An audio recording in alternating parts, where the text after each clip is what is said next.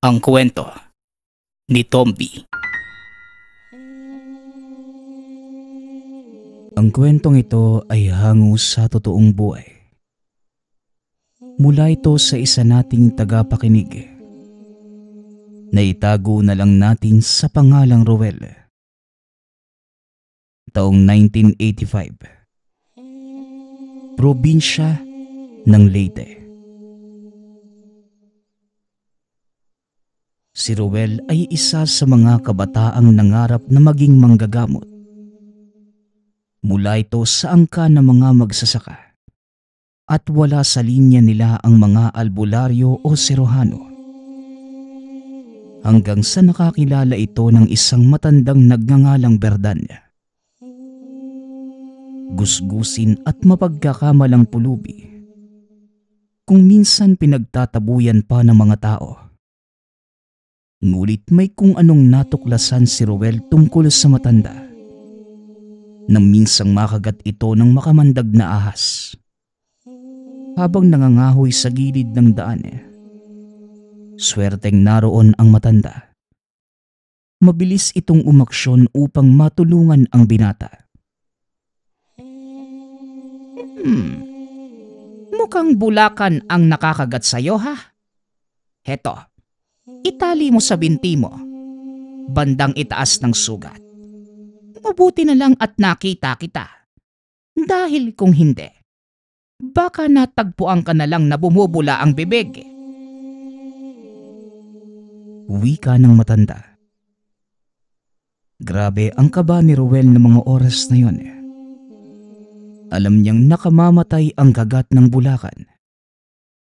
Patuloy na tinitignan ng matanda ang sugat. May kinuha itong kung ano sa dalang bag. Nagawa sa balat ng hayop. Kulay itim na bato.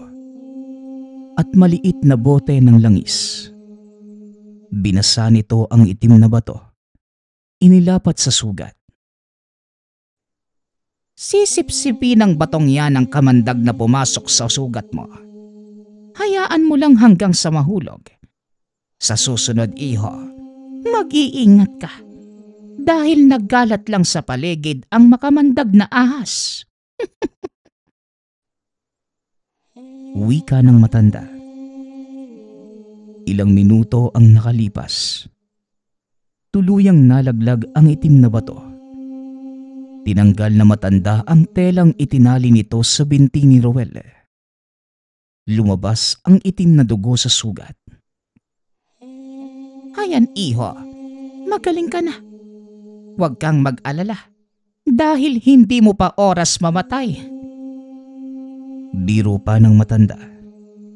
Sabay tayo at nagpaalam ito sa binata. Sandali lang. Maaari ko po bang malaman kung ano ang pangalan niyo? Tanong ni Roel. Nilingon ito ng matanda at sinabing, Berdan iho. Berdan ang pangalan ko. Tugon ng matanda. Napangiti si Roel at nagpasalamat. Sabay lakad palayo. Inakala ng binatang yun na ang huling pagkikita nila ng matanda. Ngunit nasundan pa ito. Nang minsang magawi si Roel sa bayan. Nakaupo si Tandang Berdan sa gilid ng daan.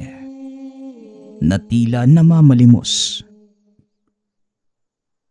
Tandang Berdan, ano pong ginagawa niyo dito? Saka bakit po kayo nakasalampak dyan sa sulok? Tanong ni Roel. Nagpapahinga lang ako. Dahil nakakapagod ang maglakad. O siya nga pala iho, anong ginagawa mo dito? Kumusta na ang sugat mo? Balik na tanong na matanda. Maayos na po. Salamat nga po pala sa inyo ha. Tara po Manong, doon tayo sa kainan. Nagugutom na din po kasi ako eh. Pagyaya ni Roel. Akmang papasok na sana ang dalawa sa karinderya. Ngunit pinigilan sila ng nagmamay-ari. Bawal akong pumasok sa lugar na ganito. Mag-aalisan daw ang mga tao. O sige na, ikaw na lang ang kumain, iho. Wika ng matanda. Ayaw ka nilang papasukin. Eh di dito tayo kakain sa labas. Sandali lang Manong ha. Antayin mo ko. Tugon ni Roel.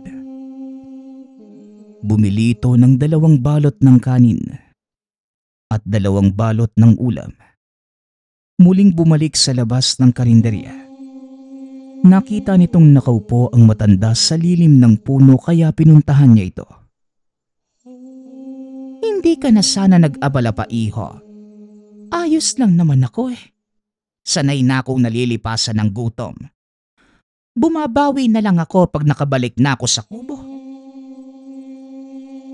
Wika ng matanda. Naku Manong, sa edad ninyo, hindi na dapat kayo nalilipasan ng gutom. Kaya heto po, kumain na muna tayo. Saan nga po pala kayo nakatira? Tanong ni Roel.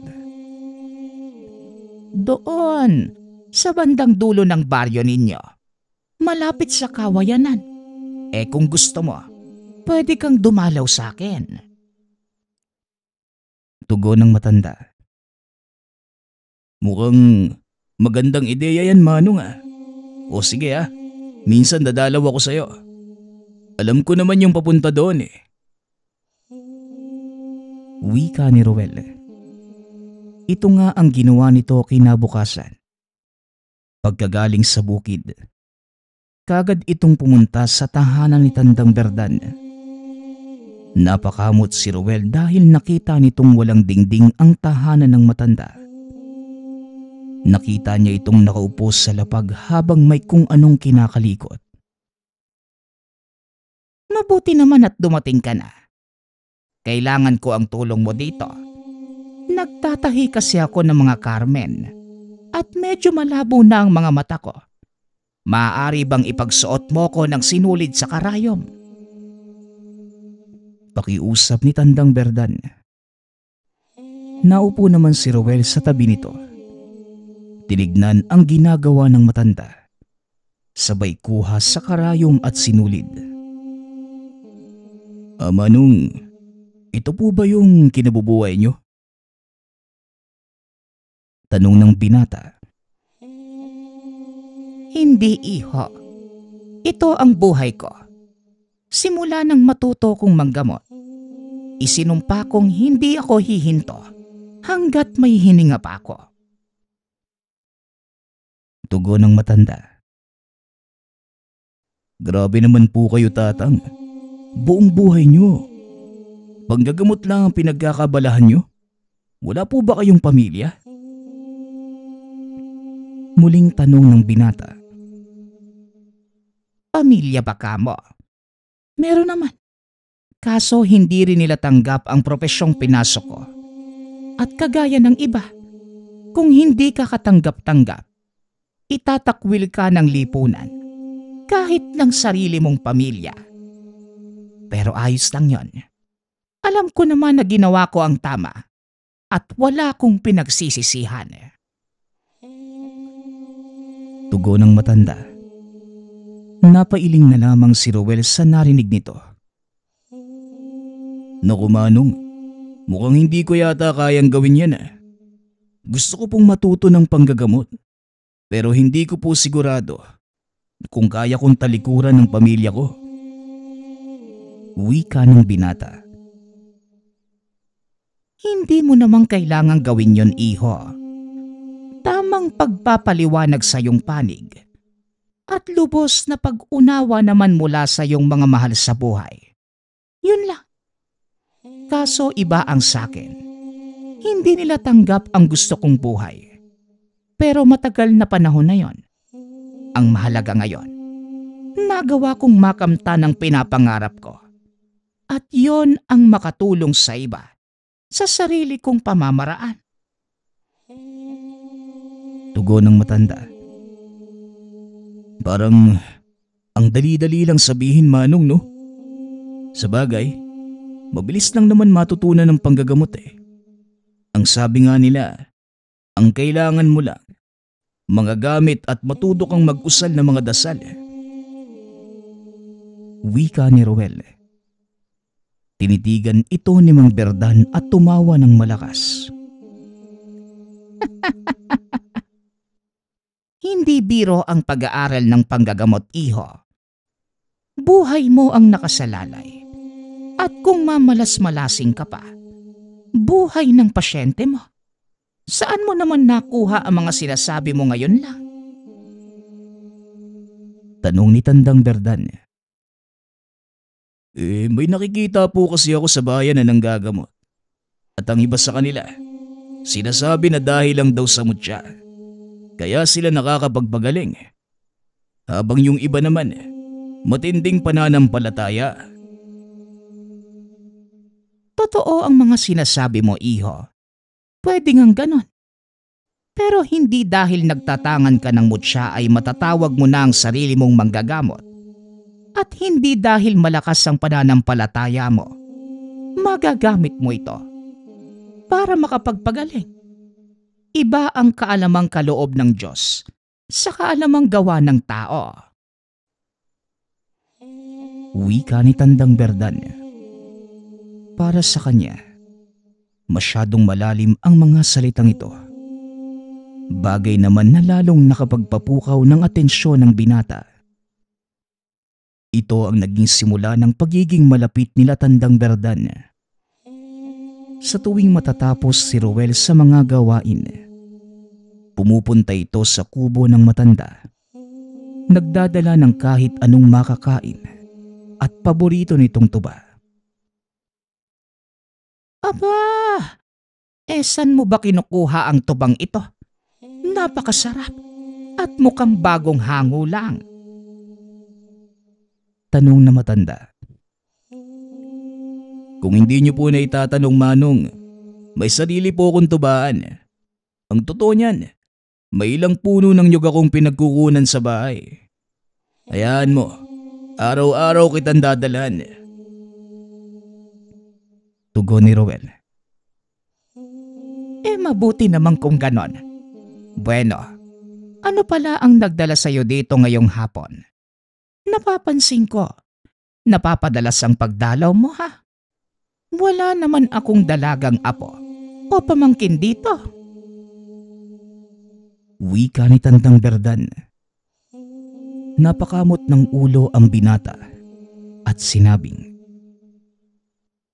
Manong naman, wala yun sa isip ko, no? Ang totoo, kaya ako nandito. Dahil gusto kong matutunan niyang ginagawa ninyo. Gusto ko din pong manggamot, Manong, eh. Wika ng binata. Narinig ko na din yan sa iba pang lumapit sa akin, iho. Pero nasaan sila? Hindi naman sa minamaliit ko ang determinasyon mo. Pero kagaya ng sinabi ko sa'yo, hindi biro ang panggagamot. At mas lalong hindi biro ang responsibilidad na nakaatang sa balikat ng isang manggagamot. Wika ng matanda. Alam ko naman po yun, Manong. Pero handa po akong sumuong sa mga pagsubo. At kung sakali man, siguro kakayanin ko din ang bigat ng responsibilidad. Pinapahanga mo ko, bata. O sige, tignan natin kung hanggang saan katatagal. Ano pang inaantay mo? Simulan mo na ang paggawa ng mga pangontra. Yan ang una mong aral. Wika ng matanda. Napangiti si Ruel sa naging tugon nito. Hindi lubos akalaing papayag si Tandang Berdan. Naturuan siya sa panggagamot. At kahit hindi alam ang uunahin, masuri nitong pinag-aralan ang mga sangkap. Pinagmasdang mabuti ang ginagawa ng matanda. Maging ang mga dasal na inuusal ni Tandang Berdan, pilit din itong kinabisado. Kahit na walang ibinibigay na kopya ang matanda. Halos araw-araw na pumupunta si Ruel sa tahanan nito para mag-aral. At ni minsan, Hindi kinakitaan ni Tandang Berdan ng paggabagot sa ginagawa ang binata. Sa pagtagal, halos nakakabisado na ni Ruel ang lahat ng ginagawa ni Tandang Berdan. Kaya nagpa siya itong subukan ang binata. Iho, may gagawin ka ba sa Biyernes ng hapon? Tanong na matanda habang nagbabalot ng mga nagawang pangontra. Wala naman po, Manong. Bakit po? Tugon ng binata. Kung wala kang gagawin, samahan mo ko sa bayan at may kailangan akong asikasuhin. Sige po, Manong. Walang problema. Ano po ba ang gagawin niyo sa bayan ng mga ganoong oras? Malalaman mo na lang. O sige na, tapusin mo na yung ginagawa mo nang makauwi ka na at dumalalim na ang gabi. Wika ng matanda. Pagsapit ng Biyernes ng hapon, mas maagang nagpunta si Ruel sa kubo ng matanda. Nadatnan niya itong naghahanda ng mga gamit sa panggagamot. Kaya alam niyang gamutan ang pupuntahan nila sa bayan. Bahagyang natuwa si Ruel dahil ito ang unang beses niyang sasama sa aktwal na gamutan. Mabuti naman at maaga ka. Heto, ilagay mo sa mga supot at wag na wag mong kakalimutang dalhin dahil yan ang pinakamahalaga nating gamit. Wika ng matanda. Wala pong problema, Manong. Pero ano po ba yung laman ng mga to? Tanong ng binata. Malalaman mo mamaya. Basta sundin mo lang ang sinasabi ko. Huwag mong kakalimutan ang supot na yan. Dahil kung sakali, yan ang makapagliligtas ng buhay mo. Tugon ni Mang Berdan. Sabay suot ng bag na gawa sa ratan. Naglakad ang mga ito papunta sa bayan. At sakto namang napadaan sila sa tahanan ni Ruel. Nakita ni Tandang Berdan ang ama nito na nakatitig sa kanila. Hindi ba nagagalit ang tatay mo sa pagsama mo sa akin? Tanong na matanda. Hindi naman po, Manong. Ang totoo, masaya nga po siya dahil may nakita akong ibang pagkakabalaan. Kaysa sayangin ko yung oras ko sa pagsusugal. Mas mabuti daw na may nalalaman ako sa panggagamot. Tugon ng binata. Aba, mabuti naman kung ganon. Pero lubos bang nauunawaan ng iyong ama ang panganib na maaaring kaakibat sa pagpasok mo sa ganitong uri ng buhay? Muling tanong ni Tandang Berdan. Malinaw po sa kanya ang lahat, Manong. Wala po kasi sa pamilya namin na marunong manggamot. Kung sakaling makapasa ako sa pagsasanay, ako pa lang ang kauna-unahang albularyo sa amin.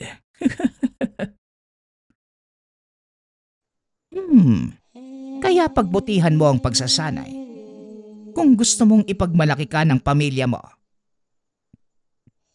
Wika ni Tandang Berdan. Maya-maya ay nakarating sila ng bayan.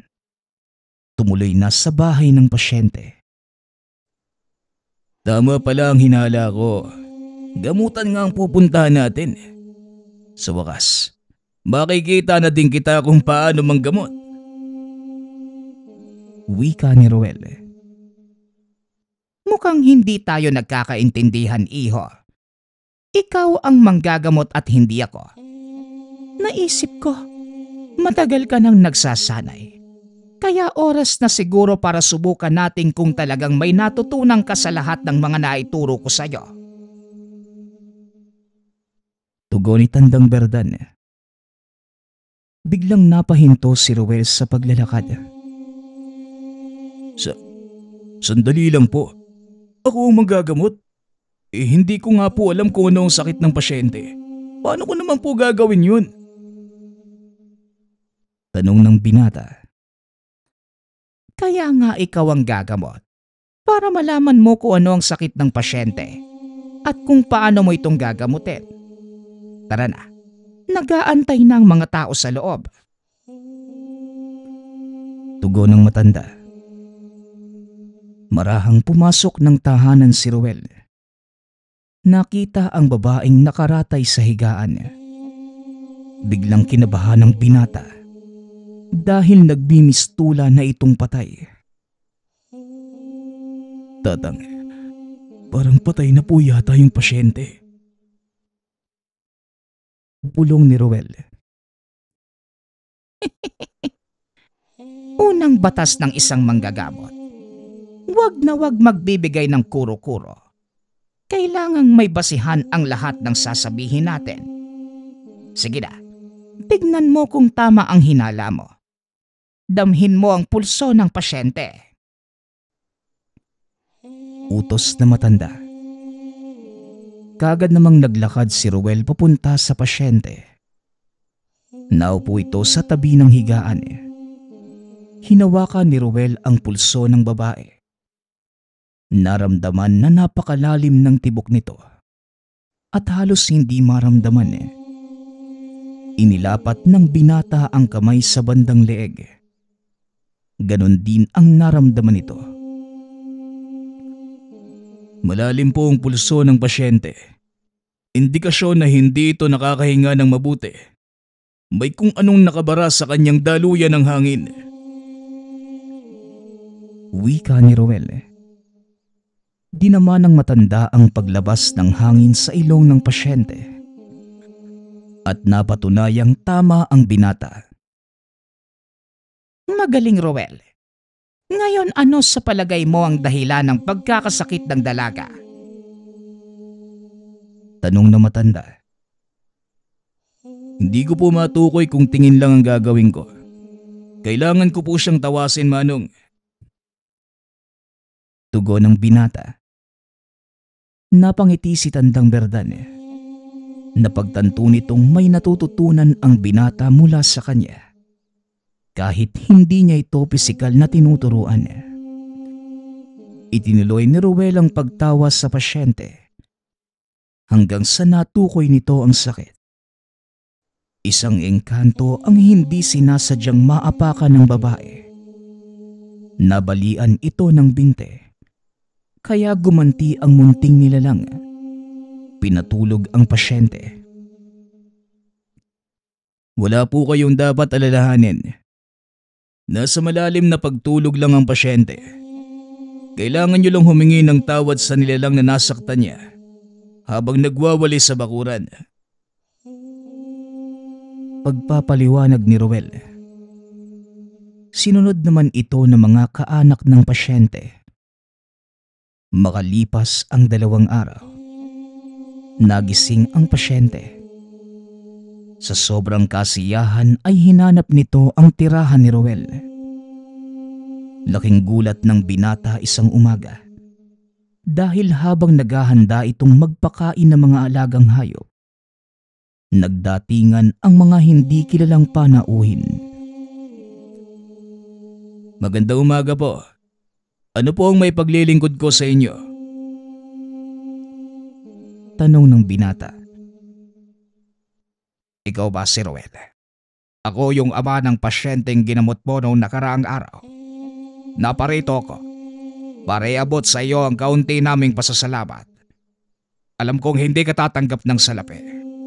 Kaya tanggapin mo sana itong mga kakanin, bigas at mga prutas na dala namin bilang pasasalamat. Wika ng matandang tawagin na lang natin sa pangalang Manong Karding. Habang inaabot sa binata ang dalang mga pagkain. Naku po, hindi na sana kayo nag-abala. Wala po yun. Kung ano man po ang ginawa ko, bahagi lang po yun ng sinumpaan kong tungkulin na tumulong sa iba. Tugon ng binata. Pakiusap. Tanggapin mo na ang regalong ito. Ruel, minsan lang kaming makakasalamuhan ng kagaya mong manggagamot. Kaya sana, Huwag mong tanggihan ang mga alay namin sa'yo. Muling wika ni Mang Karding. Lumabas naman ng tahanan ang ama ni Roel. Natawagin na lang natin sa pangalang Andres. Masamang tanggihan ng grasya, Roel. Isa pa, kusa naman nilang ibinibigay sa iyo mga dulot na yan bilang pasasalamat. Tanggapin mo na at pasalamatan ng Diyos. Wika ni Mang Andres. Tama ang iyong ama, iho. Walang masamang tumanggap ng regalo, lalo na kung bukal ito sa loob ng nagbibigay. Mahusay ang ginawa mo, kaya nararapat lang nabigyan ka ng gantimpala. At isa pa, nakapasa ka sa aking pagsubok, kaya't magsisimula na ang totoo mong pagsasanay bilang isang manggagamot. Makakabuti kung magpapaalam ka na sa iyong ama dahil taong kang mawawala sa lugar na ito. Wika ni Tandang Berdan. Nagulat ang mga tao dahil bigla na lang itong sumulpot sa tabi ng binata. Hindi mo na kailangang magpaalam sa akin, Roel. Nakita kong nagtatagumpay ka sa gusto mong marating, kaya naman hahayaan kitang ituloy ang anumang binabalak mo. Humayo ka, anak. Tuparin mo ang buhay na pinapangarap mo. Pasensya ka na. Hamak lamang na magsasaka ang iyong ama. Wika ni Mang Andres. Huwag niyo nga pong sabihin yan, tay. Kung hindi po dahil sa pagiging magsasaka niyo, hindi po ako lumaki ng ganito. Salamat po sa suporta. Pangako po, hindi ko kayo bibiguin. Tugon ni Roel. Kaya ng araw ding yun, umalis ng tahanan ang binata. Bagaman walang katiyakan sa mga mangyayari, itinuloy nito ang pagsasanay. Namundok ang dalawa. Doon itinuro sa kanya ni Tandang Berdan ang lahat ng nalalaman nito. Simula sa pag-usal ng mga dasal, pagdedebosyon, at pagpapagana ng mga orasyon. Hindi biro ang pinagdaanan ni Roel. Halos mabaliw ito sa hirap ng pagsasanay. Literal ding lumabas ang dugo sa bawat butas ng balat nito. Ano, Roel? Kaya mo pa ba? Pwede ka nang sumuko. Wala namang masama kung mabibigo ka. Ang mahalaga, sinubukan mo. Wika ng matanda. Nang mga sandaling yon, pilit na lumalaban si Roel. Hindi na kinakaya ng katawan nito ang lakas ng dasal na itinuro sa kanya ni Tandang Berdan. Hindi, Manong. Hindi po ako susuko. Dahil alam kong para sa ikabubuti ng lahat ang ginagawa ko. Nangako ako kay tatay na pagbalik ko, ipagmamalaki niya ako. Wika ni Roel. Mataas na aral ang isinalin ko sa'yo. At kung hindi kakayanin ng pisikal mong katawan ng bigat ng dala nitong espiritu, maaari kang mamatay. Sigurado ka bang handa kang sumugal para sa makakamtan mong kapangyarihan? Muling tanong ni Tandang Berdan. Hindi ko po ito ginagawa para sa kapangyarihan, tatang. Alam mo ang dahilan ko. At kahit anong mangyari, hindi ako susuko. Tugon ni Roel. Napailing na lamang si Tandang Berdan sa sinabi nito. Muli itong iniwan ng matanda. Hindi na ito umaasang malalampasan pa ng binata ang pagsubok. Tanggap na ito ni Tandang Berdan dahil ilang estudyante na din ang nagdaan sa kanya. At lahat ng yon, hindi nakapasa. Ngunit laking gulat ni Tandang Berdan dahil nang balikan niya si Roel matapos ang ilang araw. Wala na ito sa kinaroroonan. Hinanap ng matanda ang binata. Natagpuan itong naliligo sa malapit na ilog. Ay, kakaiba talaga ang ginhawang dala ng malamig na tubig na ilog na ito. Ang sarap sa pakiramdam. Hindi makapagsalita si Tandang Berdan dahil tila walang nangyari kay Roel.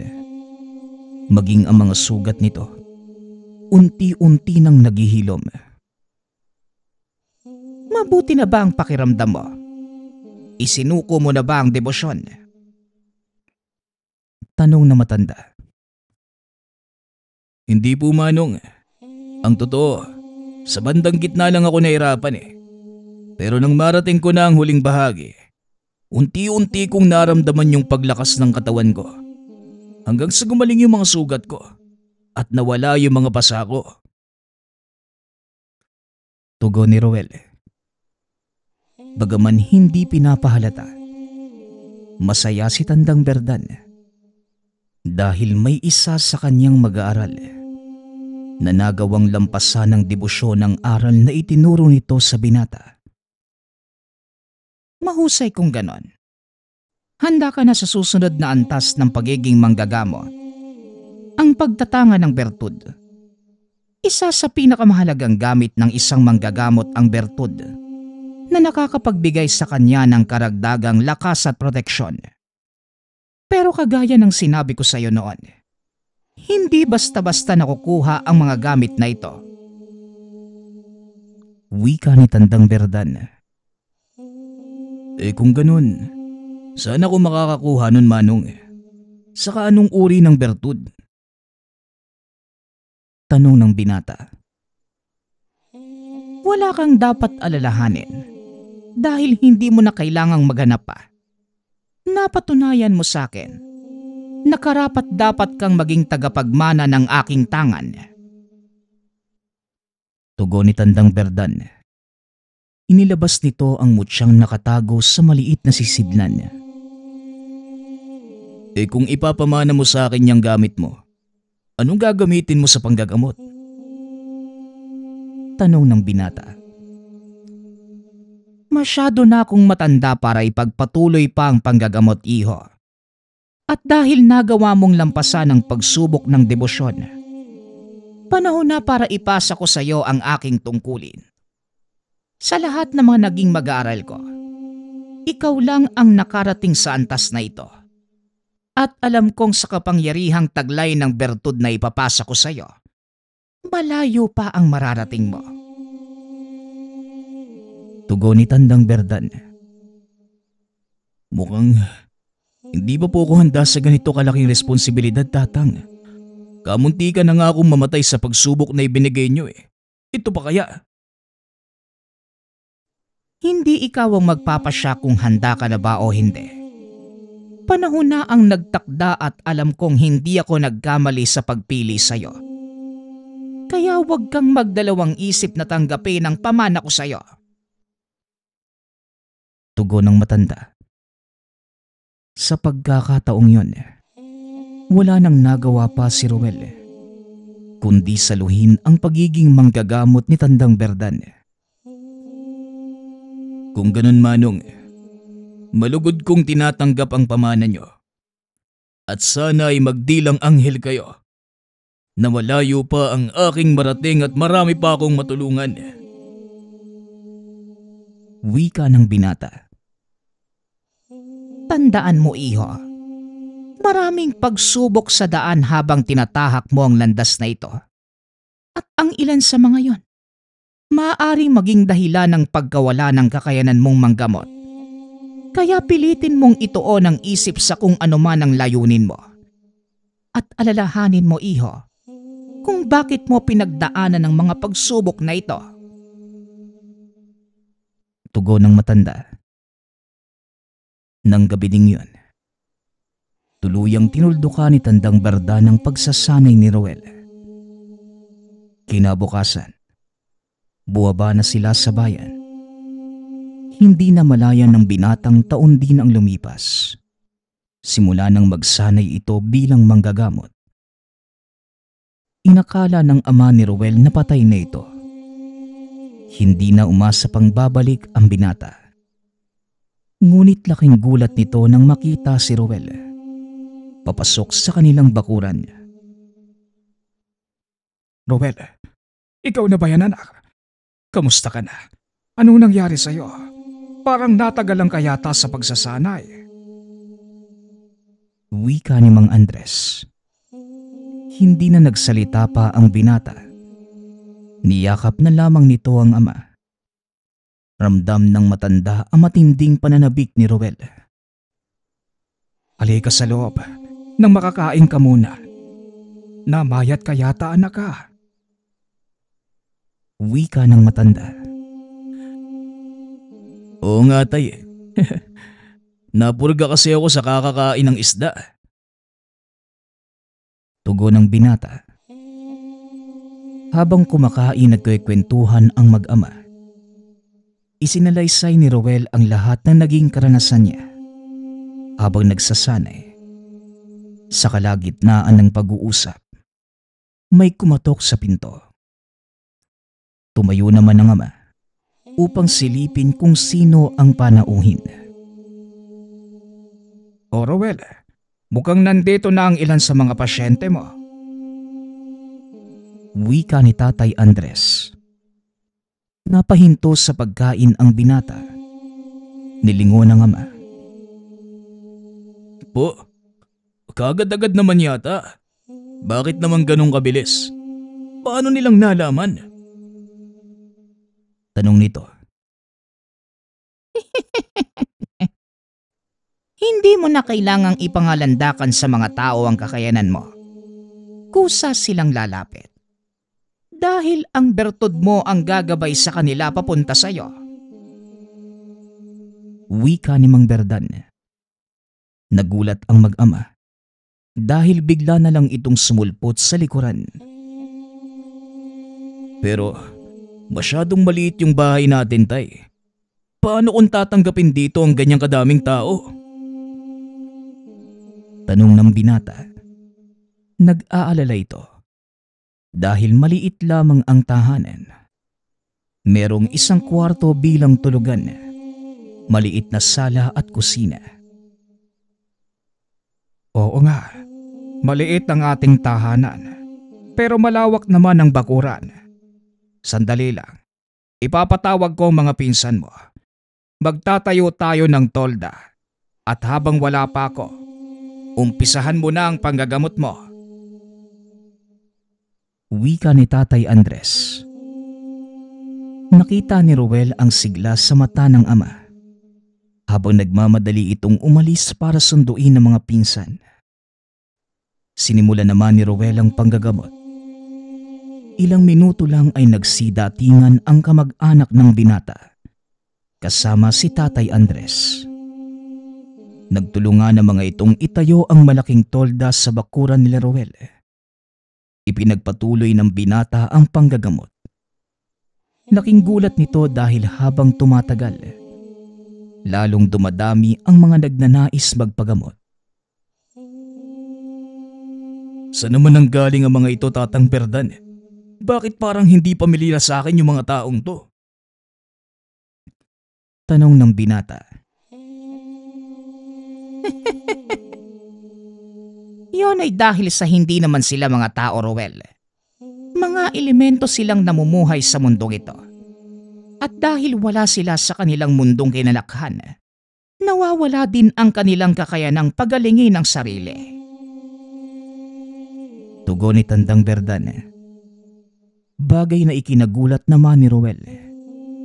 Dahil nang titigan niya ang isa sa mga pasyente, wala nga itong kanal sa bandang ibaba ng ilong. Gayunpaman, hindi na nagpahalata pa ang binatang nagulat ito. Nagpatuloy ang ganitong pangyayari sa loob ng 6 na araw. Sa tuwing matatapos ang binata sa panggagamot, tila natutuyo ang katawan nito. Nauubusan ng lakas.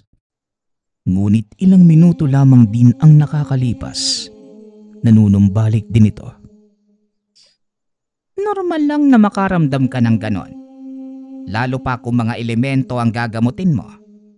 Pero huwag kang mag-alala. Dahil ang mga nilalang na nagpapagamot sa'yo, ang siya ding nagbabalik ng lakas na ginamit mo sa pagpapagaling sa kanila. Pagpapaliwanag ni Tandang Berdan. Habang tumatagal, parami ng parami ang nakakakilala kay Roel. Ang ilan sa kanilang mga kababaryo ay hindi makapaniwalang naging manggagamot ang binata. Ang ilan ay natuwa, ngunit marami din ang nainggit. Nanuligsa sa landas niyang tinahak. Lalo na ang mga kagaya niyang manggagamot. Isa na dito si Mang Pinong, isa sa mga kilalang manggagamot sa kabayanan. Nang malaman itong nanggagamot ang binata, pinuntahan niya ito sa tahanan. Laking gulat na matanda dahil mas marami na ang nagpapagamot kay Roel at karamihan sa mga ito ay dati niyang mga parokyano. Dahil sa nakita, hindi nito napigilan ang sariling kumprontahin si Roel. Tuloy-tuloy na pumasok sa bakuran ang matanda. Kinausap ang binata. Sa kalagitnaan ng panggagamot nito sa isang pasyente. Totoo nga ang sinasabi nilang may bagong sibol na manggagamot dito sa baryo. Mukhang napakabilis kang nakilala ng mga tao. Napalingon si Roel. Ginitian ng matanda. Inabot nito ang kamay para magmano. Ngunit hindi tumugon si Mang Pinong. Magandang araw, Mang Pinong. Mabuti naman at napadalaw kayo. Anong may paglilingkod ko sa inyo? Tanong ng binata. Wala kang may paglilingkod sa akin. Kung sa tingin mo ay mas magaling kang manggagamot, nagkakamali ka, bata. Ako pa din ang nauna at walang makakapagpabago nun. Wika ni Mang Pinong. Napangiti si Roel at hinawakan ang matanda sa balikat. Nandoon naman po ang respeto ko sa inyo. At hindi ko naman sinasabing mas magaling ako kaysa sa inyo. Sa totoo lang po, hindi ako nanggagamot para makipagkompetensya. Sinunod ko lang ang tawag ng aking tadhana, Manong. Huwag niyo po sanang ituring na masama ang ginagawa ko. Dahil kagaya ninyo, nais ko lang din pong tumulong. Tumulong? Nandito na ang ilan sa mga parokyano kong nagpapagamot. Kaya pala hindi na sila bumabalik sa akin. Dahil ikaw na pala ang tumutulong sa kanila. Wika ng matanda. Sa pagkakataong iyon, si Tandang Berdan na ang sumagot. Sa palagay mo ano ang dahilan kung bakit hindi na bumabalik ang mga tao? Tanungin mo ang sarili mo, kaibigan. Napalingon si Mang Pinong kay Tandang Berdan. Natawa ito nang makita ang matanda.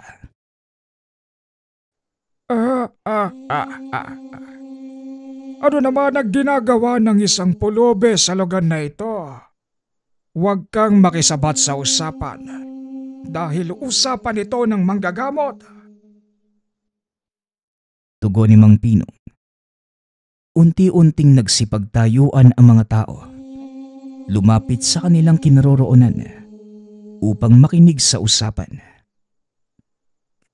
Manong, hindi po ito ang panahon upang pag-usapan ng ganitong bagay. Marami po ang nag-aantay sa aking serbisyo at ikinalulugod ko kung tutulungan ninyo ko. Yaman din lang po na nandito kayo. Isang kilalang manggagamot na tinitingala ng karamihan. Wika ni Roel. Ngunit hindi naging maganda ang tugon ni Mang Pinong. Tumulong? Nagbibiro ka ba? At bakit naman kita tutulungan? Mas gugustuhin ko na lang umuwi kesa gawin yon. Tugon ng matanda. Kung ano po sa tingin niyo ang mas mabuti, yun po ang gawin niyo, Manong. Kaya ngayon, kung inyo pong mamarapatin, kailangan ko na pong bumalik sa aking ginagawa. Muling wika ni Roel na mas lalo namang nagpagalit sa matanda. Tandaan mo ang araw na ito, bata. Dahil ito ang araw na itinakda mo ang ating pagiging magkaribal. Sa susunod tayong magkikita, isa na sa atin ang babagsak. Tugon ni Mang Pinong. Dali-dali itong umalis sa lugar. Lingid sa kalaman itong narinig ng ilan sa mga pasyente ang sinabi nito. Yon ang naging dahilan ng tuluyan niyang pagbagsak. Lumipas ang mga linggo. Halos hindi nababawasan ang bilang ng mga nagpapagamot. Kung minsan, inaabot pa sila ng madaling araw. Habang tumatagal, palala ng palala ang mga kasong hinahawakan ni Roel. Isa na dito ang taong biktima ng kulam. Ayon sa pasyenteng tawagin na lang natin sa pangalang Oscar. Dati siyang nagpapagamot kay Mang Pinong. Ngunit kalaunan, tila lumalala pa ang kanyang kalagayan. Nung una po, nawawala yung pamamaga ng katawan ko. Pero habang tumatagal, parang wala nang epekto yung ginagawa ni Mang Pinong. At lalo pang lumalala. Kaya naisipan kong lumapit sa inyo. Wika ni Oscar. Hindi na nagsalita pa si Roel dahil ayaw nitong lumala pa ang sitwasyon.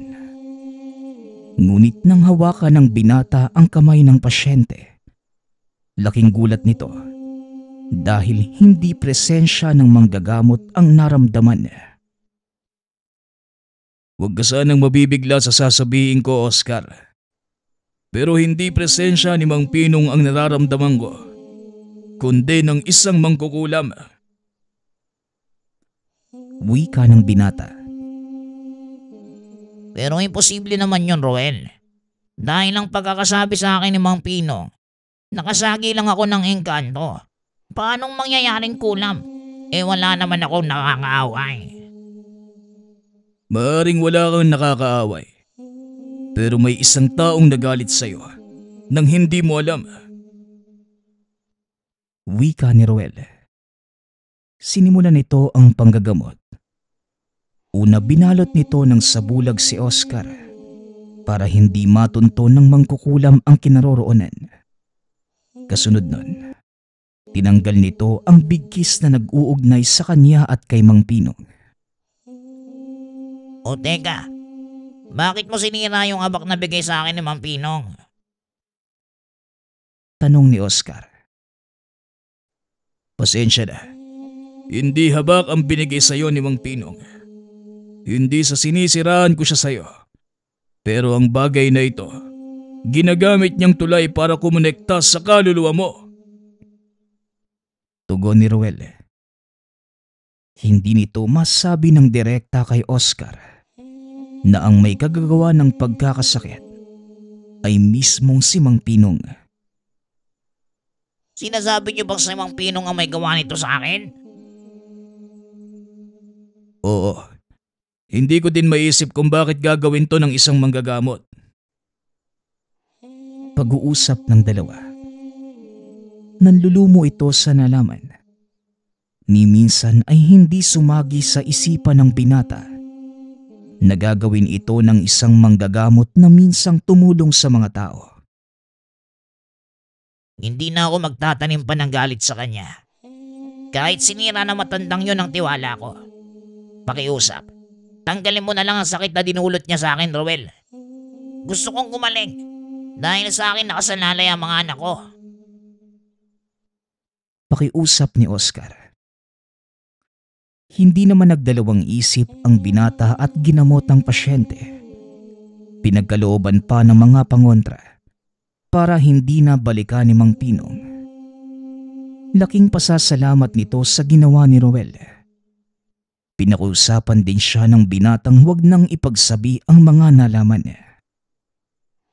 Inakala ni Roel na si Oscar lamang ang ginawa ng masama ni Mang Pinong. Ngunit laking gulat nito nang malamang napakadami pang nagdatingan na pareha din ang kaso. Sa palagay ko, paghihiganti ang ginagawa ni Pinong Roel. Alam niyang sa'yo lalapit ang mga taong ito. At syempre, alam niyang hindi ka din naman tatanggi. Ito ang pamamaraan na matandang yon para unti-unti kang pahinain. Pero hindi niya alam ang totoo mong kakayanan. Kaya hanggat maaari, huwag kang magpapahalata. Ituloy mo lang ang panggagamot mo. Wika naman ni Tandang Berdan. Nang mga oras na yon, tanga ni Roel ang bertud ng baong walang mata. Ito ang nagsisilbing proteksyon at pananggalang sa mga palipad hangin at pisikal na atake. Ano ngayon ang binabalak mo? Tanong na matanda. Hayaan ko lang si Mang Pinong hanggang siya na mismo ang lumapit sa akin at doon ko siya kukumprontahin. Tugon ni Roel. Lumipas pa ang ilang araw. Tuloy-tuloy ang ginagawang panggagamot ng binata sa mga dating pasyente ni Mang Pinong. Hanggang sa wala na ngang bumalik pa sa kanya. Patunay lang na natapos na nito ang suliranin. Mukhang nagawa ko ng magamot ang mga dating pasyente ni Mang Pinong. Sana naman tumigil na ang matandang yun sa ginagawa niya. Wika ni Roel. Kausap nito si Tandang Berda ng mga sandaling yon. Mukha nga iho. Pero duda ko sa biglaang pananahimik ni Pinong. Huwag ka ding pakampante. Dahil hindi natin alam ang susunod na mangyayari. Lalo pat napakalaki ng galit sa'yo ng taong yon. Wika ni Tandang Berdan. Hindi nga nagkamali ang sinabi nito. Dahil ng mismong araw ding yon, sinugod sila ni Mang Pinong sa mismong tahanan. Nagpapahinga si Roel ng mga oras na yon dahil kakatapos lang nito sa panggagamot. Nang marinig ng binata ang boses ni Mang Pinong. Lumabas ka rito, Roel. Talagang hinahamon mo ko. Magpakita ka at harapin ako. Sigaw ng matanda. Sumilip si Roel at nanlaki ang mga mata. Dahil puro sugat ang mukha ni Mang Pinong na tila unti-unting kinakain ng kung anong mga nilalang. Naku po, sinasabi ko na nga ba, siya din ang binabalikan ng mga ginagawa niya sa tao. Wika ni Tandang Berdan. Ano pong gagawin ko, Tatang? Kailangan ko po ba siyang harapin? Tanong ni Roel. Kailangan mong tapusin ang paghihirap ng taong yan. Patuloy lang siyang kakainin ng kasamaan at hindi matatapos ang paghihiganti niya hanggat nakikita kanyang buhay. Tugon ng matanda. Labag man sa kalooban ni Roel ang sinabi nito. Ngunit alam ng binata na yun lang ang tanging paraan para mawakasan ang galit ni Mang Pinong. Mukhang ang wala ng ibang paraan. Ayoko din sanang gawin to, Manong. Pero siya mismo ang nagdala sa sarili sa kapahamakan. Wika ni Roel. Sabay labas ng tahanan. Pakiusap lang, Manong. Itigil mo na ang kahibangang to. Walang ibang nagdadala ng kapahamakan sa'yo, kundi ikaw lang din. Tugon ni Roel. Ako ba ka mo? Naririnig mo ba ang sinasabi mo, bata? Kung hindi ka nagpakita, sana ngayon, hindi ako nagkakaganito. Dahil sa'yo, Nawala ang kaisa-isang pinagkukunan ko ng kabuhayan. Pinatay mo pa ang kaibigan kong mangkukulam. Pahayag ng matanda. Nanlaki ang mga mata ni Roel nang marinig mismo kay Mang Pinong na siya ang nagpapakulam sa kanyang mga pasyente. Kung ganon, ikaw pala talaga ang may kagagawa ng lahat. Ginagamit mo ang mangkukulam para magtanim ng sakit sa mga tao. At ikaw din mismo ang gagamot para kumita ng pera. Anong klaseng tao ka, Manong? Tanong ni Roel. Hindi mo ko masisisi, Roel. Sa panahon ngayon, kailangan mong maging praktikal. Hindi uso ang salitang salamat. Lahat ng bagay sa mundong ibabaw, pinapakilos na ng salapi. Tugon ni Mang Pinong. Bagay na lalo namang nagpainit ng ulo ni Roel. Oo, tama ka. Pera nga ang sagot sa lahat ng mga pangangailangan natin. Aminin man natin sa hindi. Ito lang ang makakalutas ng ating mga problema. Pero hindi naman ibig sabihin nun, kailangan mong magpalipin sa salapi. Wika ni Roel. Tama na ang satsat, bata. Bakit hindi ka buwaba dito? At patunayan sa akin na magaling ka. Paghahamon ni Mang Pinong. Wala akong dapat patunayan sa iyo, tanda. Kaya hanggat may panahon ka pa, umalis ka na at itigil mo na ang kahibangang to. Wika ni Roel. Ngunit hindi nakinig ang matanda sa kanya. Sa halip ay umatake pa ito. Bahagyang napaatras ang binata. Dahil kahit papano, may taglay ding lakas si Mang Pinong. Nag-usal ng dasal pang proteksyon si Roel. Dahan-dahang lumapit sa matanda. Pansin ni Tandang Berda na hindi galit ang nararamdaman ng binata, kundi awa. Patuloy na inaatake ng matanda si Roel. Ngunit hindi ito alintana. Hanggang sa mailapat ng binata ang palad sa dibdib ni Mang Pinong. Sabay mulat ng mga mata. Sa isipan ng binata, sinabi nito kay Mang Pinong ang mga katagang. Malaya ka na, Manong. Huwag mo nang pahirapan ang sarili mo. Mamahinga ka na. Sapat na ang mga taong inilagi mo sa mundo. At ang buhay mong puno ng pagdurusa. Ipinagkakaloob ko sa iyo ang walang hanggang pamamahinga. Wika ni Roel. Matapos sabihin ang mga katagang ito sa isipan, biglang napayapa ang mukha ni Mang Pinong. Binitawan din ito ang mga libreta at isa-isang naglaglagan ang nakasabit na mga medalyon sa leeg ng matanda. Dahan-dahan itong bumagsak na mabilis namang naagapan ni Roel. Maraming salamat, iyo. Hindi ko akalaing maiintindihan mo ang sakit na pinagdaraanan ko.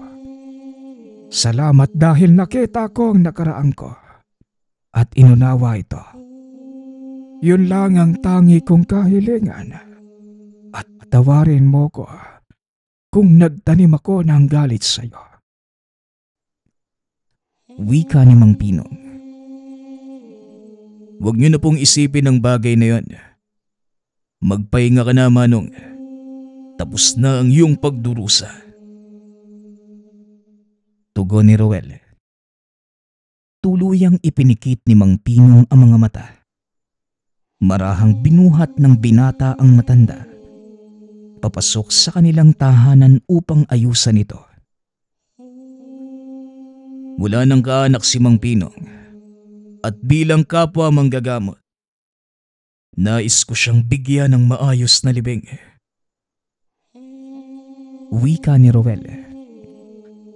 Sumang-ayon naman ang ama at si Tandang Berdan. Napatunayan ng ermitanyo na hindi siya nagkamali nang piliin nito ang binata. Sa paglipas ng maraming taon, nagpatuloy ang buhay para kay Ruel. Samantalang si Mang Berda naman, bigla na lamang itong naglaho. Walang nakakaalam kung saan ito nagpunta.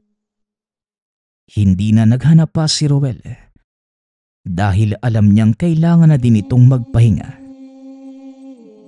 Gayunpaman, hindi nakalimutan ng binata ang lahat ng itinuro nito, lalo na ang pagpapahalaga sa mga kaalamang natutunan. Sa kasalukuyan, sobrang tanda na ni Ruel at ang anak nito ang nagpatuloy ng kanyang nasimulan. Nagpapasalamat nga pala ako sa lahat ng sumusuporta sa ating channel. Nawa ay patuloy niyong suportahan at pakinggan ang ating mga kwento. Hanggang sa muling pakikinig. Paalam.